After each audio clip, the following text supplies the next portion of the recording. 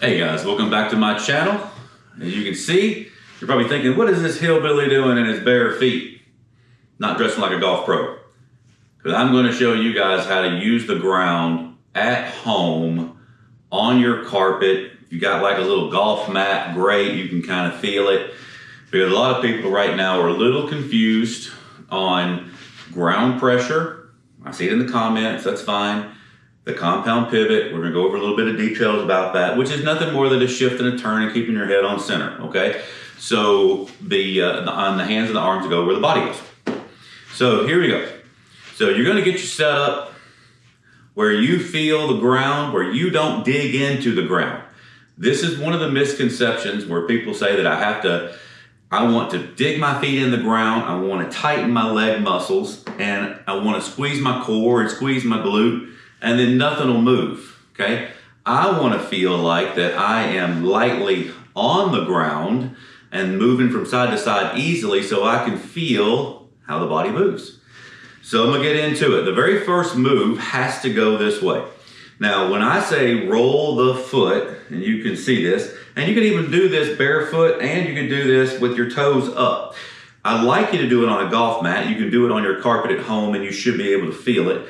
Hopefully it's not that little slick kind, because I want you to feel torque as well. So the right foot rolls, and when that does, that puts pressure into the left foot. So I'm not just moving my pelvis. If I was just moving my pelvis from side to side, that is a sway where the weight is going here, head's going here. So because my pelvis goes outside my hip like so, everybody thinks I'm just pushing my pelvis out and I'm just kind of making this motion from side to side. Now if I do that, there's no torque, okay? So there's no middle ground here. So you have to roll the right foot a little, which puts pressure into the left.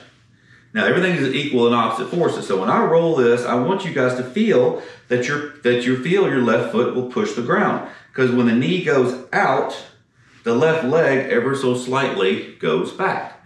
So you feel that. So that's all there is this little bitty press. That's not that much, just that little bit right there. And that's enough to put pressure into your left. Now the left foot will re-roll. I'm gonna put this arm away because to let you know how the arm just goes where the body goes. So when I push this left foot, by rolling the foot, this knee goes out towards the center line. That puts pressure into the right foot. You can see it tightening, and when you do this at home, you'll feel the right foot actually kind of screw and grip the ground. That's fine, because what happens is the pelvis is going up and the femur bone goes back, rotates inside the hip. So when that happens, you've got all this stretch, and you're gonna use, want to do it this way, and you're gonna use your glute back here, and you're gonna straighten here, and all your weight is gonna be on the right leg. There goes your arm, okay? So this is not, and a lot of people will do this incorrectly. And what I mean by that is they'll take the left leg and they just try, okay, let me see how fast I can do this. That's not what I want to do, because everything about this is like a walking motion. So everything happens in a sequence. So when I roll my right foot and I roll my left foot moves, and you can kind of see it starting to go across. And as my arm is about parallel, my knee is not to center line yet. As it starts to go about 3/4 of the way up, the knee then goes to the center line, which pulls the pelvis back. Otherwise, the pelvis just goes back really early and the arm's gonna go behind you, okay? So I see that people are trying to overdo that. So see, they're trying to overdo that, right? So really grip the ground, really feel that left foot rolling, and you'll feel the right heel, and you'll feel the whole right foot flat. Now this is where it gets fun for you guys. When I roll my right foot, and I'm gonna go kind of real slow so you can see this. I'm gonna roll my right foot, which pushes my left foot down. Now you'll start to see the left foot start to move even before you see the right go. So you'll see this, I'm up here at the top. You'll start to see the left go, but I'm putting pressure in my right foot to push this down. So the reason why that happens is when I push that down, now I have torque. And how you have torque is do this formula right here when you, with both feet on the ground, kind of grip your carpet. And that's torque. And that's what happens briefly in time right here. As the golf club goes from here to here in this delivery position, you have torque. Now, because the ground has been pushed here, it's going to straighten. When it straightens, the right foot continues to roll. Now you have the braking force, okay? Because the body has to stall. There has to be a brake, some kind of way. So this brake here now allows the wrist to move, cock over, then this pelvis continues on like so. It's real evident and real clear to see that if you turn first, and do this barefoot, turn first, and you'll see how your whole body wants to twist and how your arms want to go this way. Then swing your arms out, just swing your arms out. And what'll happen is when you swing your arms out, your body will want to go the opposite way. Otherwise, you'll go this way and you'll fall over. The ground in barefoot is one of the best ways to hit golf balls, to get the feeling of just staying inside your toes. This is not a lot of movement.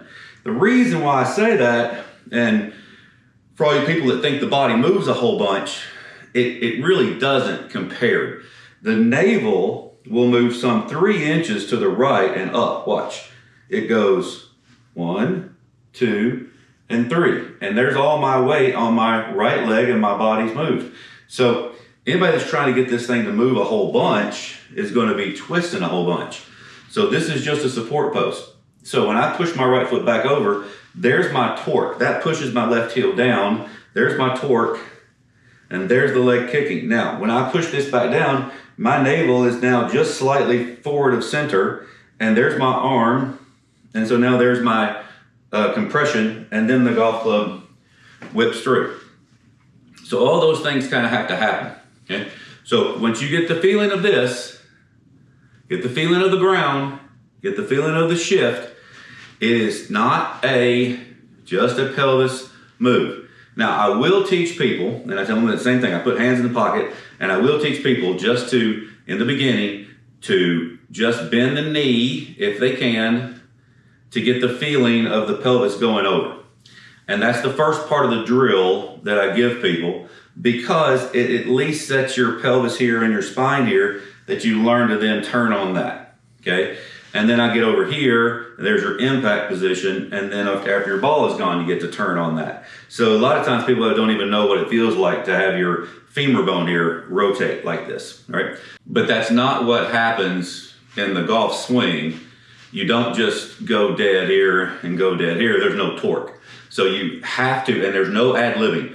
The knee goes out to the center line, but that doesn't mean I take the knee out to the center line, okay? Because if I do that, you'll see how my pelvis goes this way, right? So the foot is what rolls, and the right foot has to roll first. Now I preset it. Once I'm here, I like to preset my right a little bit, and what that allows my shoulder and arm to do is that the forearm changes position to where it's very easy now for this arm to be in the correct position here. So I have my setup here, push my right foot in a little, rebound the left foot away, and you'll see how the arm goes along for the ride there, and then the right foot pushes there and there. You'll be able to feel this a lot being barefoot, okay? So cover quite a bit. Thank you guys for all the comments. Like and subscribe. Go to rkswingking.com. You can check out all the videos I have there and YouTube. I do Zoom lessons. I have the membership site where people send me videos, and that's been going great, and I really appreciate it. I hope everyone can see what I'm trying to teach, and everybody have a great day.